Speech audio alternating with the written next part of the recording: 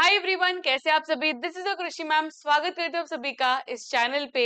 आज हम डिस्कस करने वाले हैं बेस्ट ऑफ वाई क्या होता है और क्या मैम इस साल भी बेस्ट ऑफ वाई लागू होने वाला है।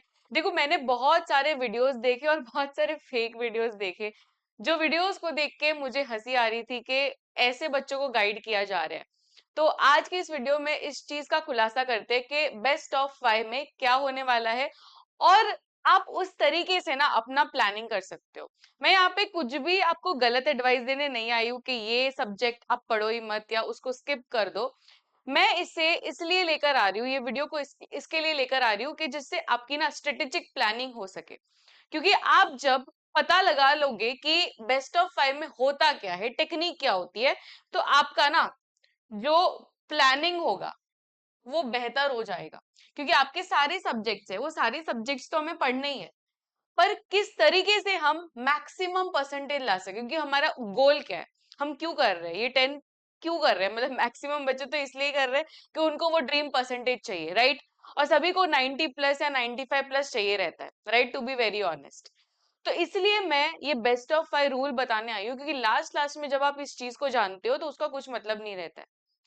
ईयर स्टार्टिंग में ही ये जानना बहुत जरूरी है कि बेस्ट ऑफ फाइव रूल क्या होता है। ठीक है, तो ये दोनों तरीके के बच्चों के लिए जो स्टार्टिंग ऑफ द ईयर में है, जो टेंथ को स्टार्ट करने जा रहे हैं और जो टेंथ को एंड ऑलरेडी कर चुके हैं, जो रिजल्ट के लिए वेट कर रहे हैं, क्योंकि उनके लिए भी ये बहुत इंपॉर्टेंट होगा बेस्ट ऑफ फाइव रूल जानने के लिए। तो let us begin with this session. फटाफट से पहले तो वीडियो को 1.5x पे लगा दीजिए, so that you can save your time. ठीक है, तो देखो, यहाँ पर ना मैं आपको बहुत क्लियरली बताना चाहती हूँ कि जो भी आपके सब्जेक्ट्स होंगे, बी इट बी लैंग्वेज, आपका फर्स्ट लैंग्वेज हो, सेकंड लैंग्वेज हो, थर्ड लैंग्वेज हो, इंग्लिश सब्जेक्ट हो, मराठी सब्जेक्ट हो, कोई भी सब्जेक्ट हो बेटा, आपको उसका टेंशन नहीं लेना है। क्योंकि एसएससी में, मतलब महाराष्ट्र बोर्ड के अकॉर्डिंग, बेस्ट ऑफ फाइव में सब्जेक्ट के बेसिस पे प्रेफरेंस नहीं है, and that is very good news. क्योंकि अगर आप दूसरे बोर्ड्स में देखोगे ना, तो देर आर सर्टन लिमिटेशंस के लैंग्वेज को आप स्किप नहीं कर सकते, इंग्लिश सब्जेक्ट को स्किप नहीं कर सकते, मराठी सब्जेक्ट को स्किप नहीं कर सकते, और ये सारे गाइडेंसेस बहुत सारे वीडियोस में है। और ये नहीं लागू होता है महाराष्ट्र बोर्ड में। महाराष्ट्र बोर्ड क्लियरली आपको यही चीज बताता है कि we do not do any preference to any subject, हमारे लिए सारे सब्जेक्ट इक्वल है। फिर अगर आपके महाराष्ट्र, सॉरी, अगर आपके मराठी में कम आए हैं, ठीक है, कम मार्क्स आए, out of all the subjects आपके मराठी में सबसे कम आए हैं, डोंट वरी।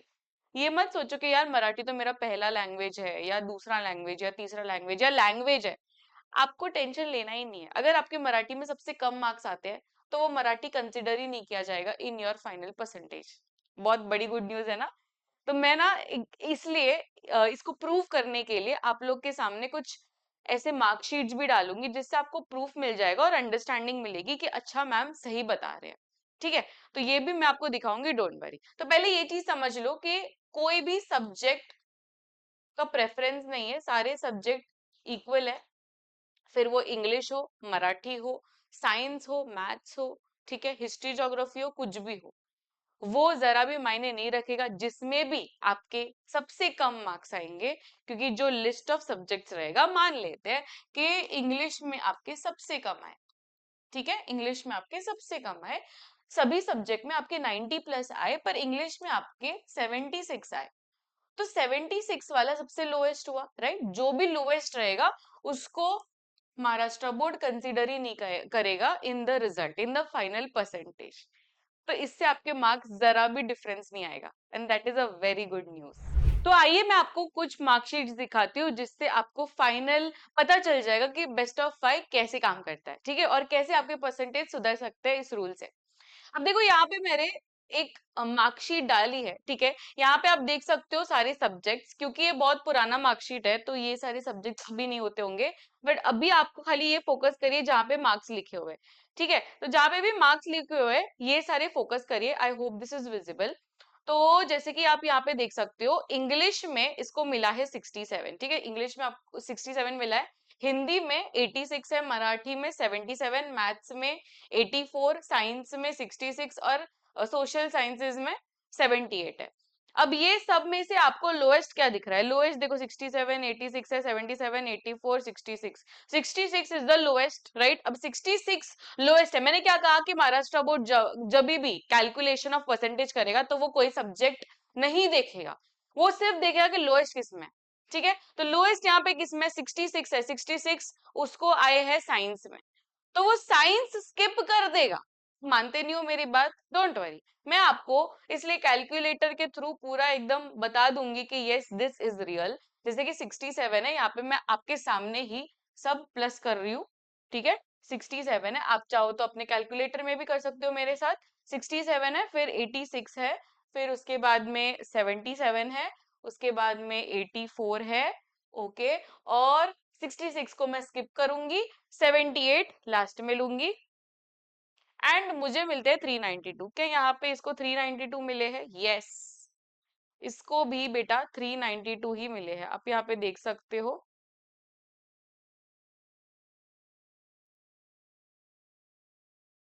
देखिए, यहाँ पे आप देख सकते हो 392 मार्क्स इसको मिले हैं, और मार्क्स सेम ही है जो मैंने आपको दिखाई, यही सारे मार्क्स मैंने यहाँ पे डाले हैं, आप चाहो तो देख सकते हो, right? This is the same marksheet, और इसको मिले हैं 392। ठीक है, एक और केस देखते थे। अब यहाँ पे आप देख सकते हो, इसके पास भी 6 सब्जेक्ट्स है टोटल, और वो 6 सब्जेक्ट्स में से जिसमें सबसे कम मार्क्स आए रहेंगे उसको स्किप हो जाएगा, राइट? उसका स्किप हो जाएगा। अब यहाँ पे हम देखें तो 76, 98, 91, 92, 92 और 86, सबसे कम उसको 76 लग रहा है, राइट? और 76 का सब्जेक्ट देखो तो ये तो मराठी है, जो उसका फर्स्ट लैंग्वेज है। तो क्या यहाँ पे महाराष्ट्र बोर्ड बोलेगा नहीं नहीं मराठी तो तेरा फर्स्ट लैंग्वेज है, तो इसका तो मैं डालूंगा ही परसेंटेज में? नहीं, इट इज अ रूल कि जिसमें भी लोएस्ट है उसको स्किप करना है।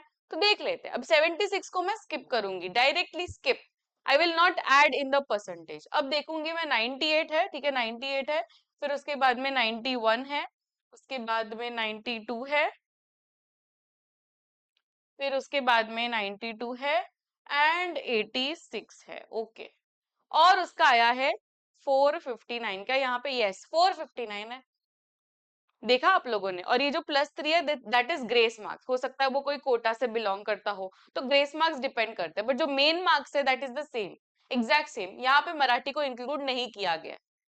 आपको समझ में आ रहा है? एक और लास्ट एक प्रूफ मैं आपको दिखा देती हूँ। अब ये थर्ड वाला देखते हैं, इसमें भी मेरे पास ये सारे सब्जेक्ट्स है। देखो यहाँ पे तो first language, second language, third language, ये सब चीज भी लिखी गई है। अब ये सब मार्क्स में से मुझे लोएस्ट क्या दिख रहा है? Again 45, right? 45 नहीं, सॉरी 38 है, यहाँ पे 38 लोएस्ट है। और 38 देखे तो इंग्लिश है। क्या यहाँ पे इंग्लिश है तो उसको कुछ अलग स्पेशल एडवांटेज मिलेगा क्या? इंग्लिश है तो नहीं इंक्लूड करना ही पड़ेगा परसेंटेज में? नहीं, इंग्लिश है तो क्या हो गया, यहाँ पे भी लोएस्ट है तो इसको स्किप कर दिया जाएगा। चलिए फिर से प्लस करेंगे।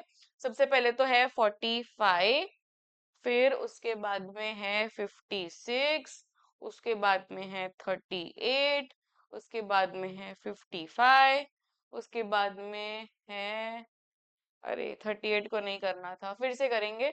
45, फिर 56, 38 को नहीं करेंगे, 55, 74 एंड लास्ट 61। मुझे मिला 291। देखते हैं यहाँ पे 291 है। यस, 291 है उसको। तो आपको समझ में आ रहा है कि योर मार्क्स बिलोंग्स की किस में आपको लोएस्ट मिला है उसको निकाल दिया जाएगा। यहाँ पे सब्जेक्ट डजेंट मैटर, सब्जेक्ट कौन सा है वो नहीं देखेगा महाराष्ट्र बोर्ड, सिर्फ वही फोकस करेगा कि इसमें लोएस्ट है, बेचारे को मार्क्स दे देते हैं तो उसको स्किप कर दिया जाएगा एकदम टोटली, एंड फिर आपके परसेंटेज निकाले जाएंगे।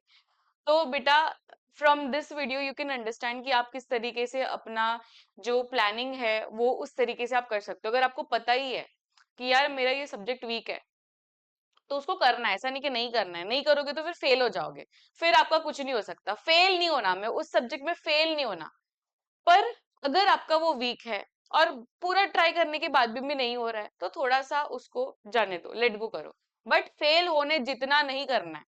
हमें पासिंग तो लाना ही है, ठीक है? इतना भी एकदम गया गुजरा स्टडी नहीं करना कि हम फेल हो जाए। तो फिर आपका ये स्ट्रेटेजी काम में नहीं आएगा।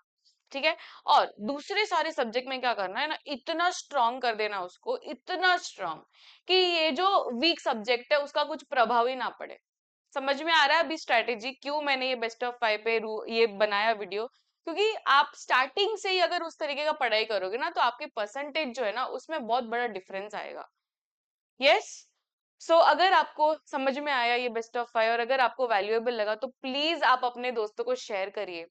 क्योंकि बहुत सारे बच्चे मैं देखती हूँ, दे आर मिसगाइडेड, उनको पता नहीं रहता बेस्ट ऑफ 5 रूल, एंड वो दूसरे वीडियोस देख के और एकदम गुमराह हो जाते हैं कि अरे बेस्ट ऑफ 5 में ऐसा नहीं होता, मराठी को लेके रखते हैं वो परसेंटेज में, इंग्लिश को लेते हैं, नहीं ऐसा नहीं है।